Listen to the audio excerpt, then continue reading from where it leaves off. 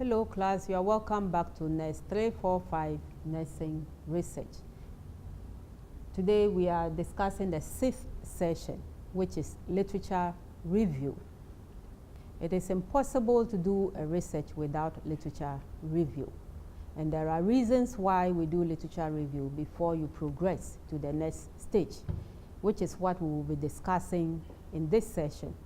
And so by the end of this session, I'm expecting each of you to be able to define literature review, explain the purpose of literature review, be able to organize your literature, and then demonstrate understanding on how to write a good literature review. And so we have four important areas to cover. Once again, we'll look at the overview of the literature review, or what we call literature review.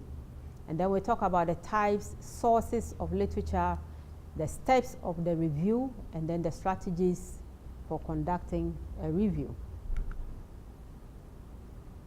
You can get this material from the two books, Foundation of Nursing and then Criswell. So now let's get going with the overview of literature review. Looking at this picture, how can you describe or define literature review? It's a pile of papers, a pile of books. What is the meaning of literature review? It is the process of identification and analysis of relevant publications that contain information that is important to the problem that you are studying. So it's not about, just piling papers or books and then probably copying what others have said. It is about analysis. It's about being able to break down what previous researchers have done so that you can also come up with some gaps that you can cover in your research. And so it is a critical, analytical, and factual overview of what has been done on the topic before. And the reason why it is important for you to do this is that you don't want to come up with redundant findings that are already existing. So why must you review literature on your topic or in your area? Prior to the conduct of research, I just mentioned that literature review is very important. And these are the reasons. The major purpose is to discover what is already known out there about the problem. If you are curious about something, curious about a problem, you want to know if somebody has studied the area before. If somebody has done that, what were the solutions or what were the findings? Now, in search of those solutions, you are also looking for things that the previous researchers didn't do so that you can do them in your research. And so it's also about identifying the gaps that exist in previous research. So literature review is done to determine the gaps and the inconsistencies in the literature review, discover unanswered questions, and then also describe the strengths and weaknesses of previous research. All this is geared towards finding a gap that your research can fill. Now let's see the scope of the review. How far can you review the literature? How many articles do you need? And all of that. And so I need you to consider the following questions. How many years back you should search your research? If you are conducting research, we are now in 2016. You are conducting research in 2016. And then you are reviewing what has been done on the topic. Then you review literature from the 1980s. We are saying that information is dead and gone because it's too old for us to consider in this era. And so when you are doing a literature review, you want literature that is at most 5 years old. At most 5 years old. What literature should you search, and how many articles do you need? We will talk about this. What literature should you search? For undergraduate students, when you are asked to do a literature research, all they do is go to the library and look through books. we are doing scientific research, and we are saying that the book, most of the book information may be too old for the work that you are doing. In research, of course, you may consult books just for the background information to help you describe some of your variables. But for literature review, we expect you to use peer review articles.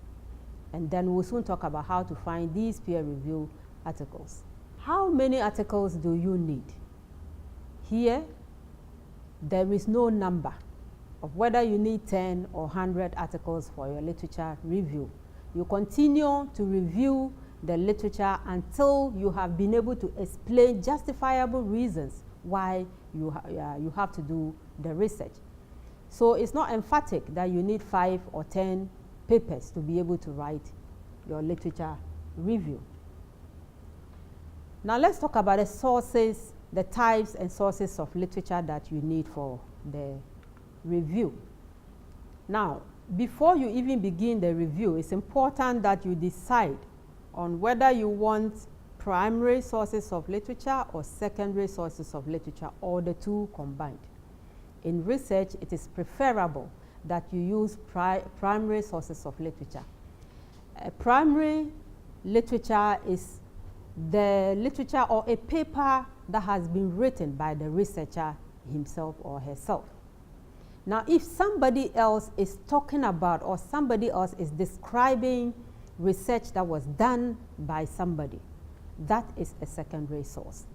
And so we are saying that it is better for you to get the literature from the primary source than the secondary source. However, in some research problems, it may be difficult for you to get the primary source. And so, depending on the type of problem that you are studying, some secondary sources are acceptable. So we are saying that depending on print media or running to the library to look into books and old journals that are in the library is now obsolete. It's old, it's cliche, we don't do that anymore. What you need to do now is go online and find peer review literature for your review. And the following are some of the sources: gray literature, and then searching the electronic basis. We will talk about each of them. What are we referring to as gray literature? Gray literature refers to studies that are important, but the researchers have not been able to publish them. So they are important, but they are unpublished. They are in the libraries, or they are hidden somewhere, like conference papers and theses that are written in academic settings. These may not be published, but they are important to your research. So that is gray literature. So, but before you even go to gray literature, it means that you have exhausted the electronic database and you want more information, so you have any other option but to look for gray literature. Now let's look at the electronic databases. There are so many electronic databases online.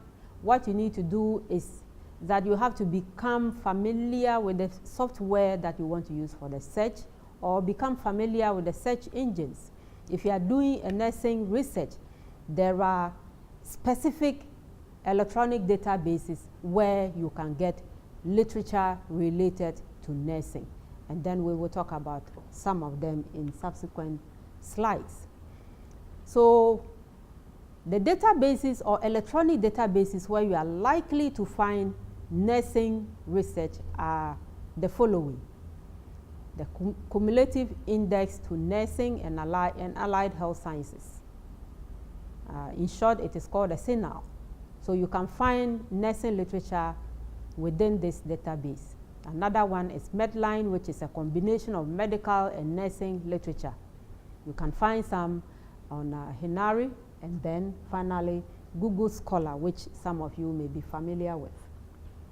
So now let's talk about the steps that you go through to review your literature. Step 1, first, and we are talking about electronic databases now. So first, you need to identify the keywords that may be useful in your search for the literature. Where do you find these keywords? they are derived from your topic or preliminary readings.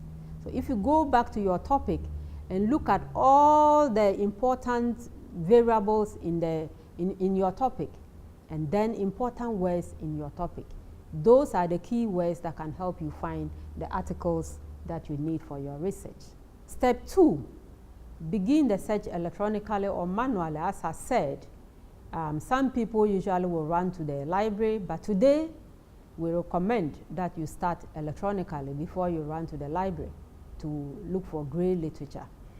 So if you are doing this electronically, you have to focus on peer-reviewed articles through the journals.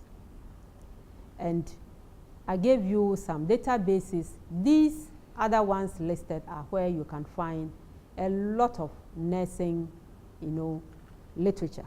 Step 3, after you have gone through the database, you have your keywords, you have gone through the search, and you've been able to pull together a number of articles. Sometimes you have about 1,000 or more of them, and then you are wondering which one should I include, which one should I leave out. That is what step 3 explains. So you have to prioritize the search, by journal, and so you start with nursing journals. The nursing journals probably will give you exactly what you need. If you don't get that, then you can go out of the nursing journals into other general journals like PubMed or Medline, which can give you a combination of medical and nursing journals. And then you also try to locate as many articles as possible because you want to refine to your specific topic. Now, when you get the article, the first thing you do is to read the abstract. Before you even download the article, you have to read the abstract and see if the information in the article is related to your topic. If it's related and the year is within the duration that you want, then you download the article and save it for your review. The next step, first you need to select those articles that are central to your topic. Now you have so many of them. You go back to your topic and find out, what am I studying? What are the variables that I'm interested in? That's what will help you select what you actually need. Then you skim through the article again to see whether it is important to your work or not, and that can help you decide whether you're adding or not. Decide, in fact, right from the beginning, whether the articles that you need are articles that can help you explain the importance of your work to nursing before you even start the search. Step 5, you have to design some kind of a map. Now let's assume that now you have a bunch of your articles and you want to start writing. So you have to design what we call a literature map by using either a triangle or design this map in the form of a funnel, if you know how a funnel is shaped, or a triangle. So what that means is that this map is describing the literature from the global perspective first. You look at what is happening about the problem, probably in the Western world. Then you narrow it down to Africa. Within Africa, you can still narrow it down to Sub-Saharan Africa, come down to West Africa, and finally to Ghana, which is where you are doing the research. So in a triangle format, and that is a way that you can use to organize your literature. So the literature map provides a useful organizing way of writing your literature review. If you don't do it that way, you start talking about Ghana, and then somewhere along the line, you go back and talk about what is happening in the US. That is chaotic. So we prefer that you start with the global perspective and narrow it down to your specifics. Step 6, use the literature map to draft summaries of most of the literature that you have retrieved. For instance, you can group articles that you found that are talking about the problem, let's say in the UK and the US.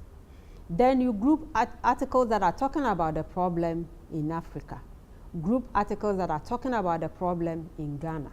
And that way you are now getting ready to write. Then you come up with a summary of each of the levels, of course with citations. And that is what will give you a good review. So use the appropriate style of referencing, which we will talk about in one of the sessions. In nursing, we use the APA format of referencing, which we will be talking about. Step 7, organize the summaries by themes or important concepts addressed in your study. Where do you find these themes or these important concepts? You go back to your objectives. You would find the themes in your objectives. And then you organize the literature according to the objectives. So if I'm reading the first part of your literature, I know that you are probably addressing your first objective. And then you move on to the next objective. You have to end the literature review with a summary of the major things found in the research. So for instance, if I pick up your literature review, and maybe I don't have the time to go through the whole review that you have done. If I read your summary, it should be able to tell me what you have put together as a literature review. If I read the summary, it should be able to give me the gaps that you have identified in the literature and you want to address in your research. Now, let's discuss the strategies for conducting literature review. This review that we are talking about must be comprehensive and thorough, which means that you must incorporate up-to-date references. And this is why we are saying that you cannot include articles that are more than 5 years old. That would be too old. You also have to be creative in the way you organize your literature. Creative in the sense that you are going by how your objectives are organized. If you remember, we said objectives are written in an order of importance. So the same way the literature review have to follow the same format.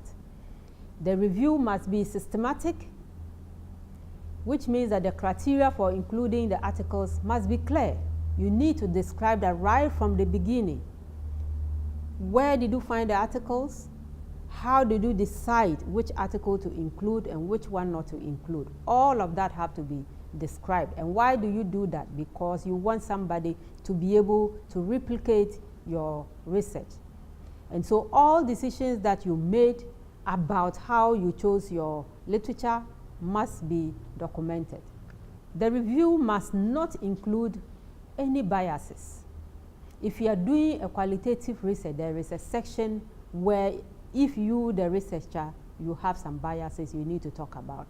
In quantitative research, you have to try as much as possible not to include your biases. And that means that you have to be systematic and follow a certain rule of doing this review. You also have to think creatively about opportunities for new sources of information. So for instance, the gray literature that we talked about, that should be your last resort. You have contacted or you have used the electronic databases and you are still curious about something. Has somebody done this before? I am so curious. Maybe the last place that you need to go is the gray literature. That way you are being creative. You are making sure that you are adding literature from all sources. Using the ancestry or the footnote chasing approach of literature search. Now, using the citation, this one means that you use the citation from relevant studies. You may find a study that is so similar to what you want to study. It is difficult for you to find related literature on the area, but you have come across just one study that is very similar to what you want to study. If you are using the ancestry or footnote chasing approach, what that means is that that single study that is so good to your work can help you trace other articles. So you go to the reference list of that study and then pick them one after the other and do the search. That may bring up some related current information that you need. Then we also have the descendancy approach. Now, to find a good early study which directs your research in citation indexes means to find more recent studies. There's one study, just like the previous one, there's one study that is so good to your work.